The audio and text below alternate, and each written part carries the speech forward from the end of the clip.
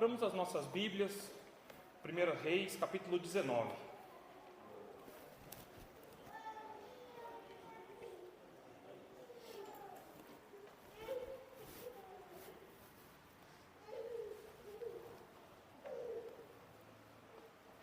Os irmãos que acharam, digam amém. Diz assim a palavra de Deus: E Acabe fez saber a Jezabel tudo quanto Elias havia feito e como totalmente matara todos os profetas à espada.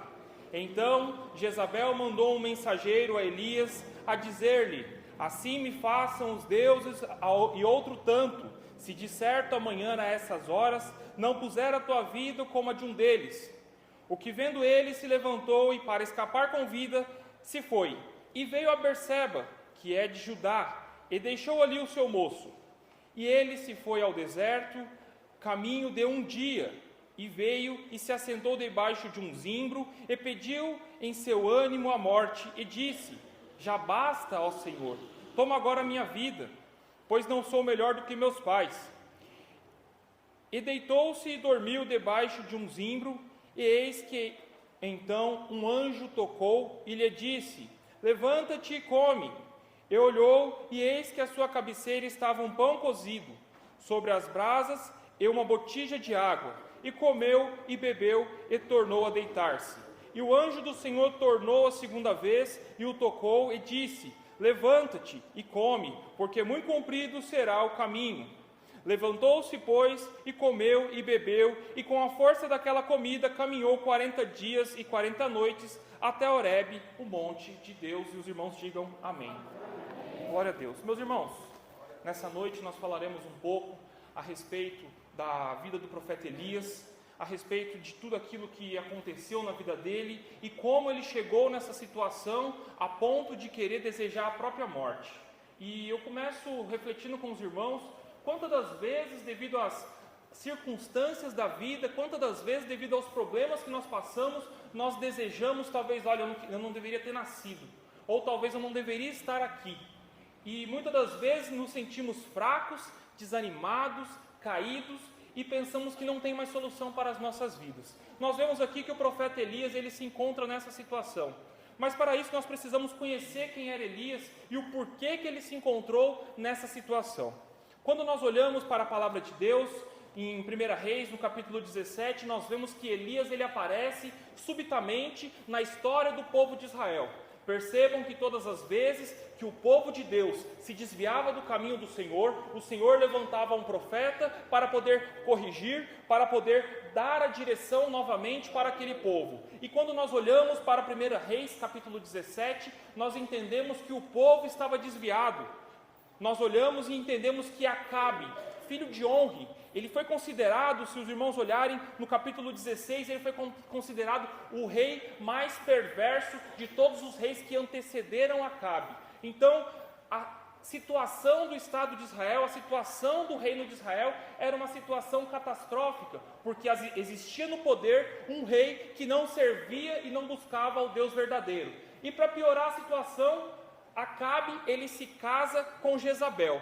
E por se casar com Jezabel, ele continua cada dia mais destruindo o seu reino, destruindo o seu ministério e trazendo penalidades ao povo. Mas como nós falamos aqui, o Senhor, todas as vezes que o povo estava fora da direção, o Senhor ele levanta profetas, o Senhor ele levanta pessoas para poder falar, para poder ser usados, para poder trazer de volta o povo para a direção do reino de Deus. E eu já entendo com essa mensagem que o Senhor ele pode nos levantar para poder falar com os nossos irmãos, o Senhor ele pode nos levantar para falar com a nossa família, com os nossos pais, com os nossos filhos, como profeta nos nossos lares. E percebam que Elias ele aparece na história no capítulo 17 e não é citado a respeito da genealogia de Elias, de quem que ele era filho ou da onde ele veio especificamente. É citado apenas que Elias, o tisbita, um dos moradores de Gileade. Se os irmãos olharem bem para o primeiro capítulo do livro de Jeremias, fala que Jeremias existia um pai que era sacerdote. Quando nós olhamos para o primeiro capítulo do livro de Isaías, nós entendemos que Isaías ele tinha um pai, que tinha uma linhagem. E quando nós olhamos para a apresentação de Elias, no capítulo 17, apenas citado que Elias era o tisbita da tribo de Gileade. Era apenas talvez mais um, olha, apareceu um aí. E talvez eles não conheciam muito bem aquele a qual apareceu naquela situação. E se nós pudéssemos resumir o ministério de Elias, o ministério de Elias ele pode ser resumido em 6 pontos principais, a qual nós tratamos a respeito da seca de Israel, a respeito da batalha com os profetas de Baal no Carmelo, a respeito da fuga que ele faz para o Horebe, que foi o texto que nós lemos, a respeito de Nabote e da vinha que ele tinha, quando ele vai profetizar contra Acabe, a respeito da profecia contra o rei Acasias e também a respeito da sua translação para o céu. Nós vemos que o profeta Elias, ele é citado aqui entre alguns capítulos da Bíblia, ali do capítulo 17 até o capítulo 2 de 2 Reis, e percebam que é uma história talvez um pouco curta, com algumas aparições. Mas quando Deus ele quer usar alguém, ele não precisa ter protagonista. Quando Deus ele quer usar alguém, ele só precisa aparecer no momento certo. E Elias, ele apareceu no momento certo. Percebam que quando Elias ele já chega falando, olha, não vai chover, pode esquecer Acabe, não vai chover sobre a terra. E Deus, ele escuta a palavra de Elias e ele cerra os céus e não deixa derramar chuva sobre a terra. E nós conhecemos muito bem a história, que foram durante 3 anos que não choveu sobre Israel, que não choveu sobre aquela terra. Percebam que Deus ele estava com Elias ali naquele momento e aquelas palavras que o profeta proferiu, elas foram cumpridas e se seguiram aonde houve seca naquela terra. E é interessante que até esse ponto onde nós lemos no capítulo 19, o Senhor ele se manifesta grandiosamente na vida de Elias. Primeiramente ele fala, olha, fala que não vai ter mais chuva sobre a terra e você vai descer, você vai habitar próximo ao ribeiro, e você vai ser sustentado por corvos. Os corvos eles desciam pela manhã, eles traziam carne, eles traziam pão, e à noite eles voltavam e traziam carne e traziam pão. Imaginem só, meus irmãos, um animal, talvez ali que era acostumado a comer carniça, era acostumado a comer uma coisa diferente, pegando ali uma carne limpa e levando para o profeta, pegando ali um pão, não se sabe de onde ele trouxe aquele pão, mas a palavra fala que o corvo trazia pão e carne pela manhã e pela noite. E nós vemos que quando nós estamos na direção do Senhor, o Senhor nos sustenta. E o Senhor ele sustentou Elias. E Elias ficou na beira do ribeiro até que aquele ribeiro se secasse, até que não houvesse mais água. Então o Senhor ele falou, olha, vai para a terra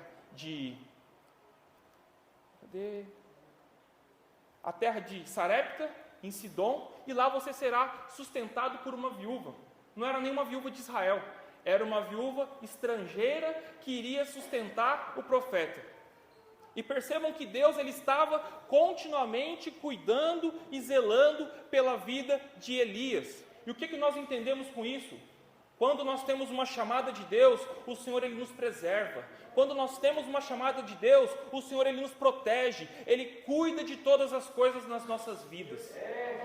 E o profeta ele vai para Sarepta, ele vai ser cuidado pelaquela mulher, ele vai ser cuidado por aquela viúva, e o Senhor ele dá o sustento para aquela mulher. Tanto que ela falou assim, olha, eu não tenho, eu estou pegando a minha última porção porque eu já não tenho mais comida. E o profeta ele ora e Deus ele multiplica a farinha, Deus ele multiplica o azeite daquela viúva até que voltasse a chover naquela terra. Nós vemos isso em 1 Reis 17, versículo 14, que não faltou farinha na panela, porque o Senhor multiplicou.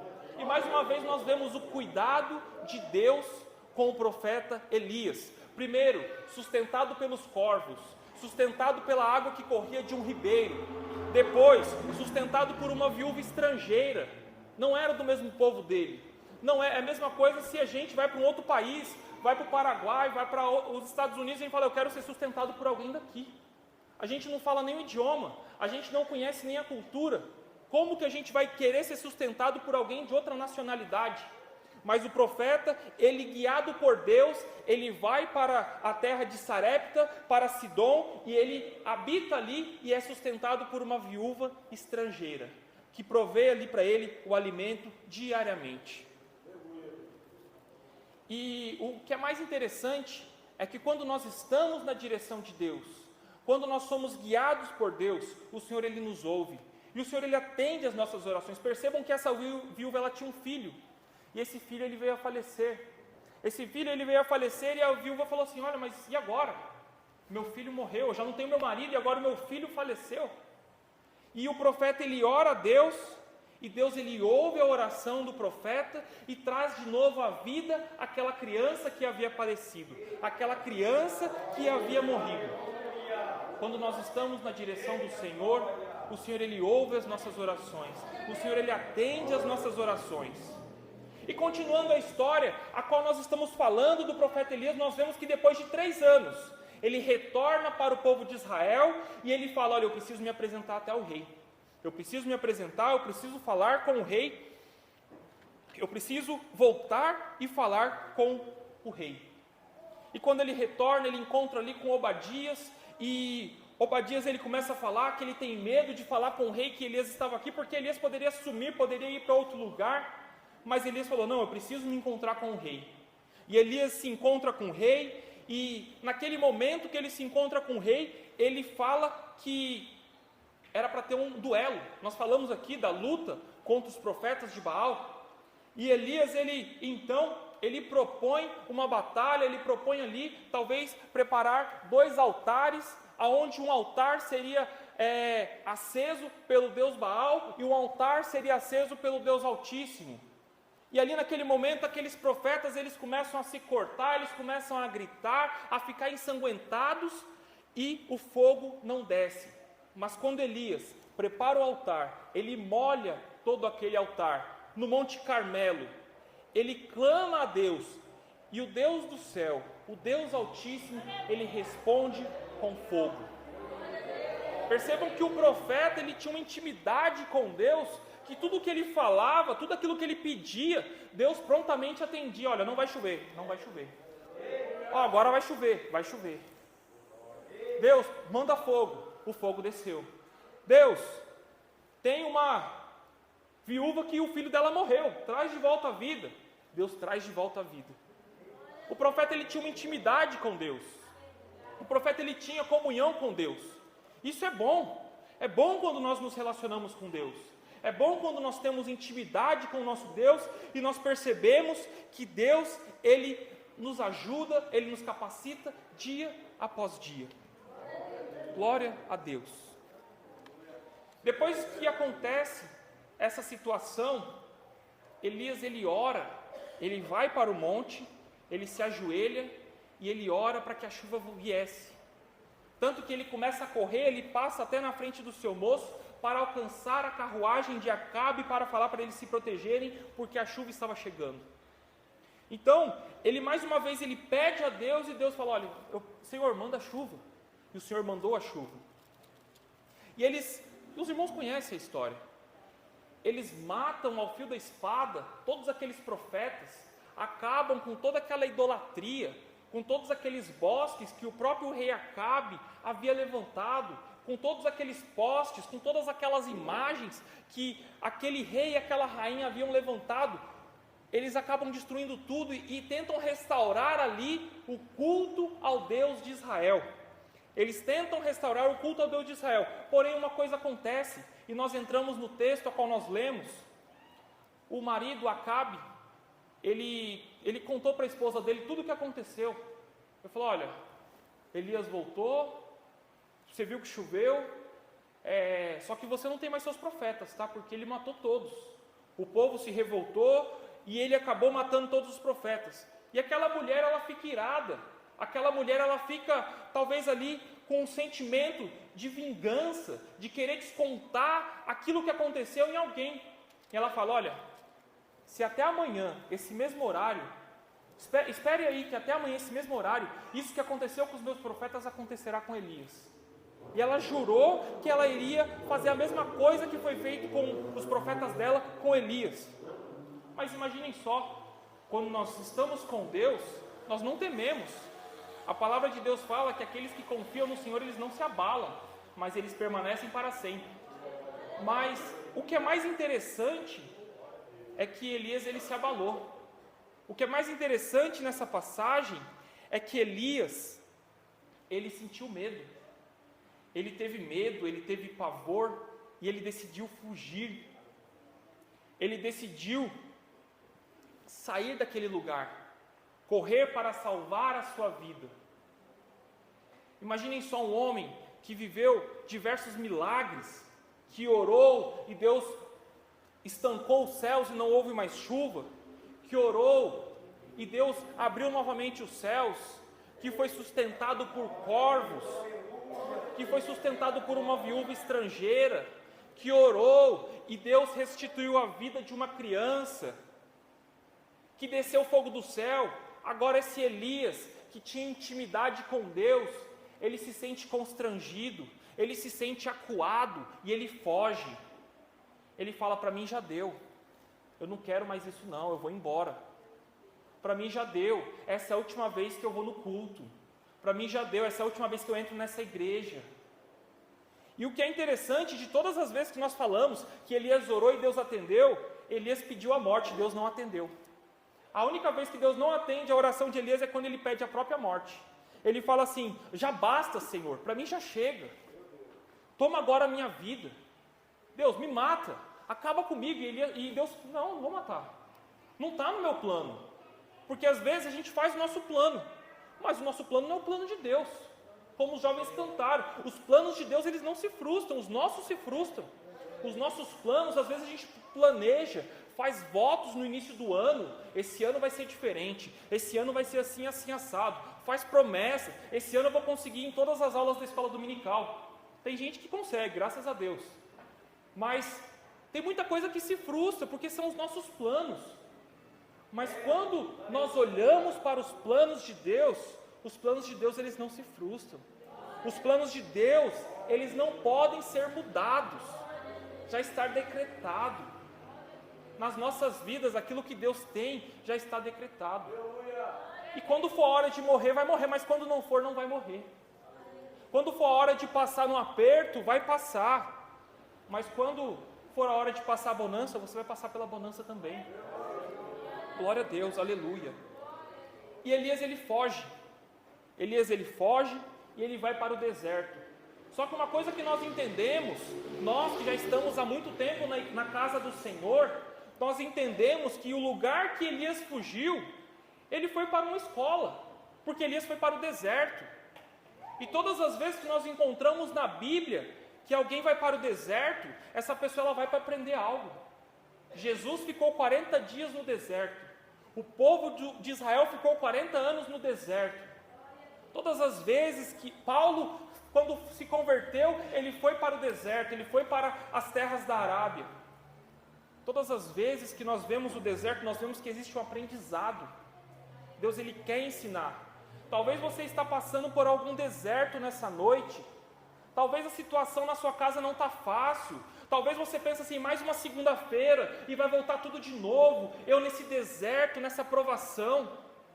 Mas o Senhor, ele quer te ensinar algo. O Senhor, ele tem um jeito dele de trabalhar. Ele tem um jeito de ensinar. E o jeito dele não é o nosso jeito, não é a nossa maneira. É isso que nós não entendemos às vezes. O tempo de Deus não é o nosso tempo. Às vezes nós queremos as coisas assim. Às vezes nós nos acostumamos com a resposta rápida, porque nós pesquisamos no Google, porque nós chamamos Alexa, porque nós fazemos alguma coisa mais rápida, mas o tempo de Deus é diferente. E só Ele conhece o momento certo de nos trazer a resposta.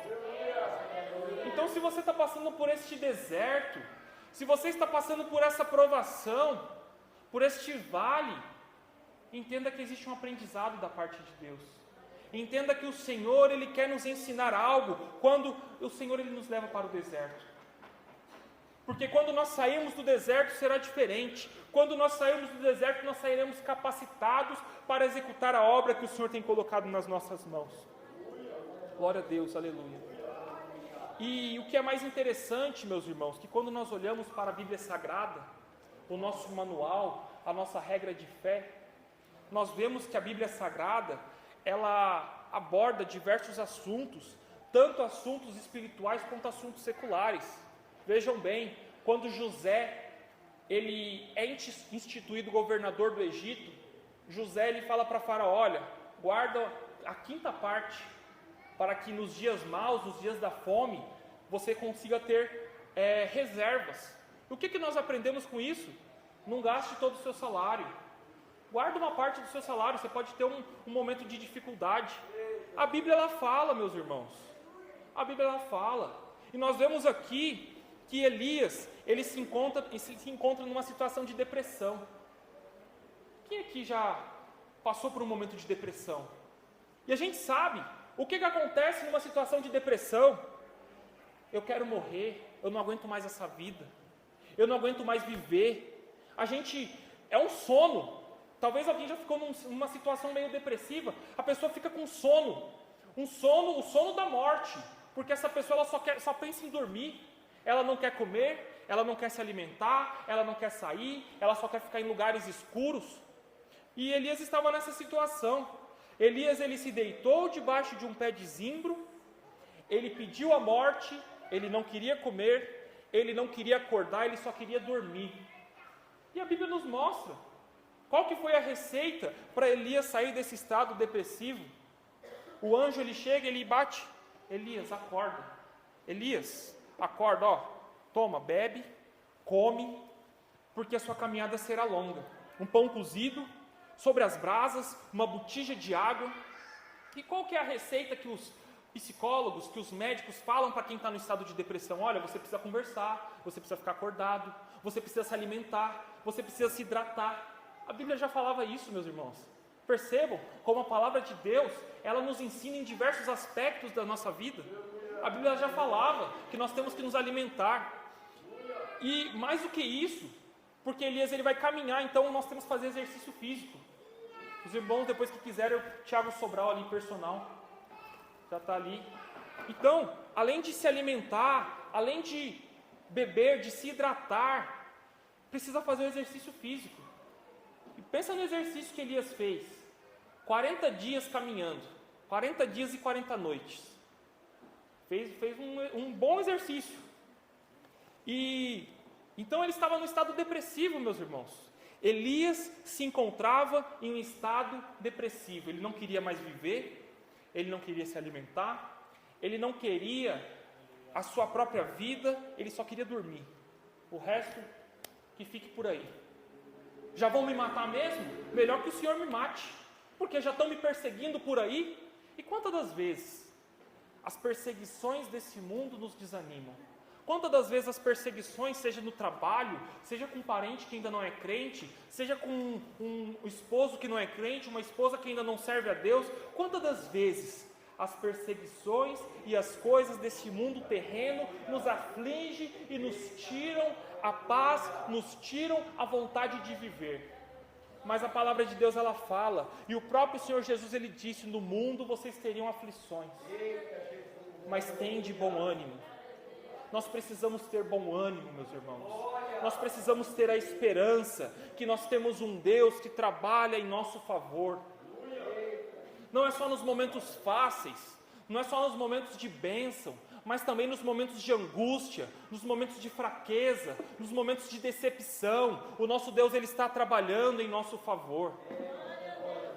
O que adianta nós vivermos milagres, nós vivemos situações boas da nossa vida? É muito bom, mas é importante entender que o mesmo Deus que trabalha quando nós estamos aqui, é o mesmo Deus que trabalha quando nós estamos aqui embaixo. A vida não é só um mar de rosas, como muitos pregam aí fora. A vida não é só vitória, como muitos pregam aí fora. Porque às vezes a gente vem para a igreja e é falado muito sobre vitória, mas a maior vitória é ter o nosso nome escrito no livro da vida. A nossa maior vitória é ser salvo pelo sangue de Cristo. Essa é a nossa maior vitória. As coisas terrenas, as preocupações, as tribulações dessa terra, elas iriam acontecer. Mas o apóstolo Paulo, ele fala que a nossa leve e momentânea tribulação, ela não se compara com o peso eterno de glória que nos está preparado, meus irmãos. Eu não queria falar sobre eternidade, sobre aquilo que nos espera no porvir, mas essa é a nossa esperança. Nós estamos falando de Elias, mas essa é a nossa esperança. Que essas coisas da terra possam passar, que essas adversidades da terra possam passar, que os escândalos que saem aí afora, que querem perseguir, que querem prender a igreja de Cristo, possam passar. Mas a nossa esperança, ela continua em Jesus. A nossa esperança continua em Deus, meus irmãos. Nós temos que entender que o mesmo Deus que está nos momentos bons é o mesmo Deus que está nos momentos difíceis. Então Elias, depois de 2 tentativas, ele fala, tá bom, anjo, eu vou acordar. E ele acorda, ele come, ele bebe, ele dorme. O anjo fala, não, peraí, não é para dormir. Levanta, come mais um pouco, bebe mais um pouco, porque a sua caminhada será longa. Porque agora a gente vai para o treino, agora a gente vai caminhar. E aí quando nós olhamos para o versículo de número 8, nós vemos que ele se levantou, ele comeu, ele bebeu, e com a força daquela comida, ele caminhou 40 dias e 40 noites até o Monte Horebe. Quando a comida ela é preparada por Deus, ela nos sustenta melhor. É muito bom a gente ler livros, é muito bom a gente ler diversos temas de livros, mas quando nós comemos desse pão, nós ficamos fortes, nós ficamos alimentados para caminhar por longos e longos dias. Quando nós olhamos e quando nós lemos a palavra de Deus e nos alimentamos dela, nós ficamos fortes, nós não caímos nas ciladas do inimigo. Nós entendemos que as situações difíceis elas acontecem. Quando nós lemos a palavra de Deus, nós observamos a história de Jó, que era um homem reto, justo, mas sobreveio diversas adversidades, e nós olhamos e nós falamos, as adversidades elas podem vir sobre a nossa vida. E Jó ele falava, eu recebi o bem do Senhor, o mal eu não vou receber. Então nós entendemos, quando nós comemos do pão verdadeiro, quando nós comemos da palavra de Deus, nós entendemos que o sofrimento é passageiro. Nós entendemos que o Senhor, Ele vela pelas nossas vidas. Glória a Deus, aleluia. E Elias ele caminha para o Monte Horebe. E quando nós pensamos o que era o Monte Horebe, nós vamos para Êxodo, capítulo 3. Quando nós olhamos em Êxodo capítulo 3, nós vemos que Moisés, ele vai para esse monte. E apacentava Moisés o rebanho de Jetro, seu sogro, sacerdote em Midian. E levou o rebanho atrás do deserto e veio ao monte de Deus, o Horebe. Percebam que Moisés ele já conhecia aquele lugar. Moisés ele já sabia ali daquele redor. E foi o lugar onde Deus falou com ele. Foi o lugar onde Deus se encontrou com Moisés. E agora, novamente, o Senhor, que quer falar com Elias, o Senhor ele está levando Elias novamente para o monte de Deus. Ele está levando Elias novamente para o Horebe, para o mesmo lugar aonde Moisés desceu com as tábuas da lei, aonde Deus se revelou e passou todos os procedimentos para Moisés. Deus ele está levando novamente Elias para aquele lugar. E o que nós entendemos com isso, meus irmãos? Nós vemos um paralelo quando Elias ele sobe para o Monte Carmelo e ele envergonha os profetas de Baal. Imaginem só Elias, ele vai para o Monte Carmelo, os profetas eles fazem aquela algazarra o dia todo, não conseguem o fogo, e Elias ele ora e o fogo desce e lambe até a água. Talvez ele saia com o peito até estufado, né? Olha aí, falei para vocês, esse é o Deus verdadeiro. Sai com o peito até meio estufado, não, eu orei e Deus veio. E agora ele vai todo murcho para o Monte Horebe, todo triste. Talvez se recuperou ali do seu estado depressivo, mas vai todo triste para o Monte Horebe para falar com Deus. E nós entendemos que o mesmo Deus que trabalha no Monte Carmelo é o mesmo Deus que está no Monte Horebe. O mesmo Deus que nos contempla nos momentos bons, é o mesmo Deus que nos contempla nos momentos difíceis. Essa situação que nós estamos passando, essa situação que talvez você esteja passando, não é uma situação para a morte, não é uma situação para se desesperar, mas é uma situação para você reconhecer que com a sua força você não chega a lugar nenhum, que com o seu jeito humano você não chega a lugar nenhum, com o meu jeito humano eu não chego a lugar nenhum, mas quando nós confiamos todas as coisas nas mãos do Senhor, tanto os momentos bons quanto os momentos ruins, nós sabemos que a bênção vem, nós sabemos que Ele está cuidando de tudo. Você não vai morrer nesse deserto, você não vai morrer nesse processo, aleluia, aleluia, Santo Deus, aleluia. Aleluia. Quando Elias ele começa a falar com Deus, eu estou sozinho, não tem ninguém, olha só o que eu fiz, não tem ninguém. Deus ele fala, olha, você não está sozinho, eu reservei 7.000, eu reservei. Então quando você pensar que está sozinho, quando você pensar que está nessa luta sozinho, existe 7.000 que está com você, 7.000 reservado por Deus.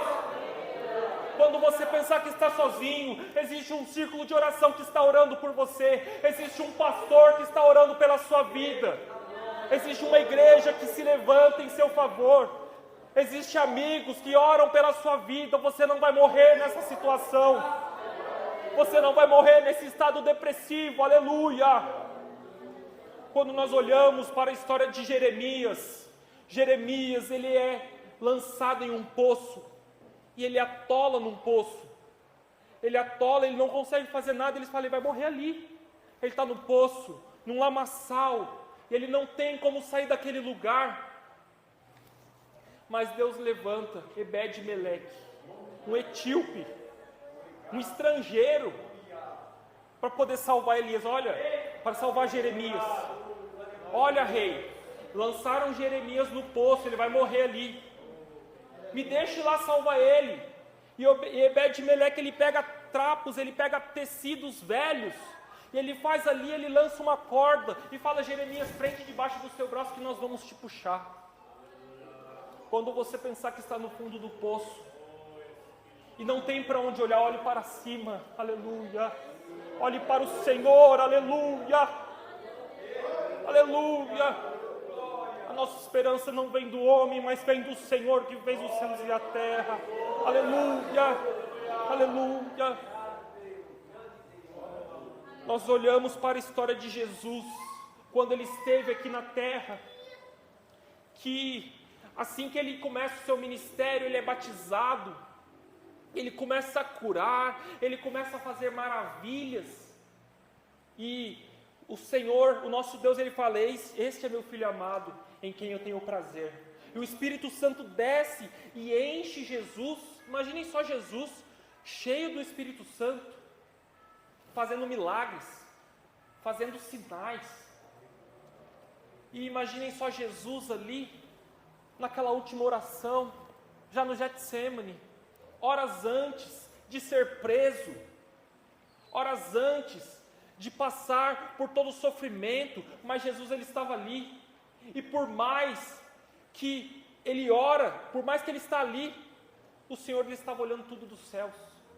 Era necessário que ele passasse por aquele momento, mas ele sabia de uma certeza, ele sabia que ele não estava sozinho, ele sabia que ele não estava sozinho, não é só no momento que ele estava cheio do Espírito Santo, mas também no momento que ele estava orando no Getsemane, ele não estava sozinho.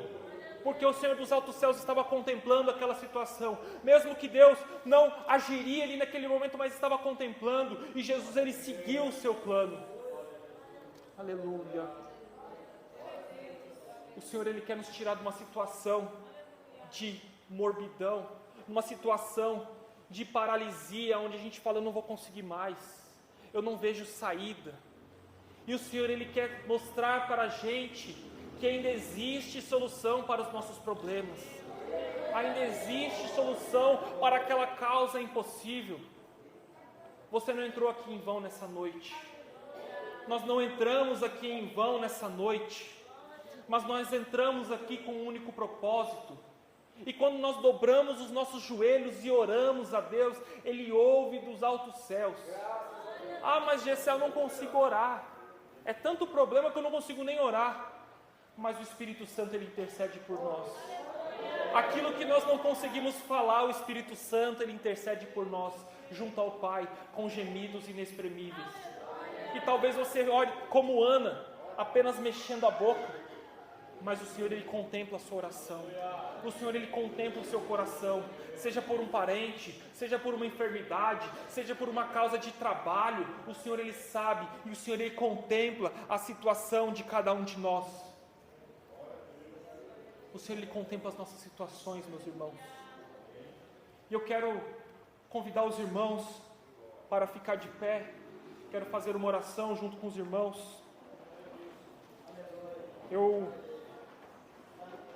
não sei cantar, mas vou tentar cantar. Eu falei para os meninos, ensaia que à noite a gente vai cantar um hino. Enquanto a gente louva, enquanto a gente adora a Deus, nós já iremos orar.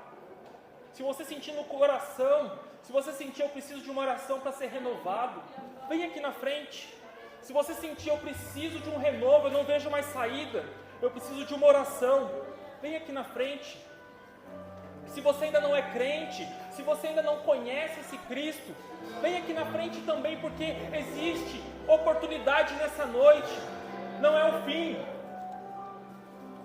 Não acabou. Aleluia. Que já terminou e é o Teu fim, mas não terminou. Não terminou, meu irmão. A história não acaba assim. A história não acaba desse jeito. Aleluia. Deus tem uma nova chance para a sua vida. Deus tem uma nova chance para as nossas vidas. Aleluia. Aqueles que desejam, venham receber uma oração. Você não está sozinho nesse deserto. Aleluia. Só para impressionar, eu vou mostrando O contexto, porque eu quero impactar. Logo, não pense que morreu, que a história acabou e que você perdeu. Eu vou entrar no ambiente pra operar, com os olhos da fé passei a enxergar que ainda tem vida aí, e mesmo que o cenário diga que Aleluia, glória a Deus, aleluia. que não tem pra desistir, mas eu estou dizendo ainda existe vida aí, ainda tem vida aí. Aleluia. Eu me garanto e afirmo pra você, ainda tem vida e vai voltar. Existe vida. Aleluia. Você que ainda não aceitou Jesus, você que ainda não conhece esse Salvador, que talvez está com a dúvida no seu coração, tome um passo de fé e vem aqui na frente nessa noite, porque o Senhor quer fazer a transformação na sua vida. Aleluia. Achou que terminou, eu vou deixar pensar. E o projeto falhou, Eu vou chegar depois, não pra impressionar. eu estou voltando no começo, porque eu quero impactar. Eu já disse logo Não pense que a história acabou e que você perdeu. Eu vou entrar no ambiente pra operar, com o calor da fé vazia enxergar que ainda tem vida aí. e mesmo que o cenário diga que é o fim,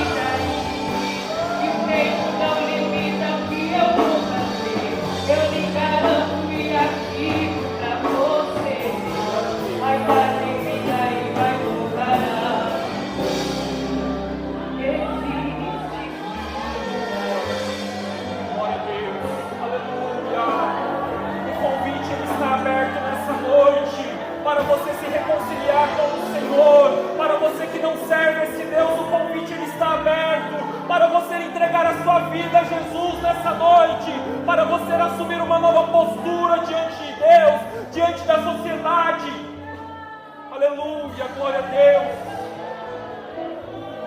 Essa depressão não vai te matar, esse sofrimento não vai te matar, porque existe um Deus que trabalha por você. Aleluia, aleluia, vamos orar. Amado Deus Todo-Poderoso, nós te damos graças, meu Pai, nessa noite, Senhor. Nós te adoramos, meu Deus, aleluia. E nós apresentamos a tua igreja, meu Pai. Nós apresentamos, meu Pai, o teu povo, meu Deus, que está aqui, Senhor, aleluia. As irmãs que vieram aqui na frente, que precisam de um renovo, meu Pai, que precisam de forças para continuar, ó Deus. Derrama da tua força, meu Pai, derrama da tua presença, meu Pai, derrama do teu renovo sobre a tua igreja, meu Deus, aleluia. Oh, grande Deus, aqueles que pensavam que estava acabado, aqueles que pensavam que ia desistir, que iam parar pelo meio do caminho, Senhor, renova as esperanças, renova as vidas, Senhor. Nós esperamos em Ti, ó Deus, nós confiamos em Ti, Senhor, aleluia, meu Pai, nós já te agradecemos em nome de Jesus, amém. Que Deus abençoe a amada igreja em nome de Jesus.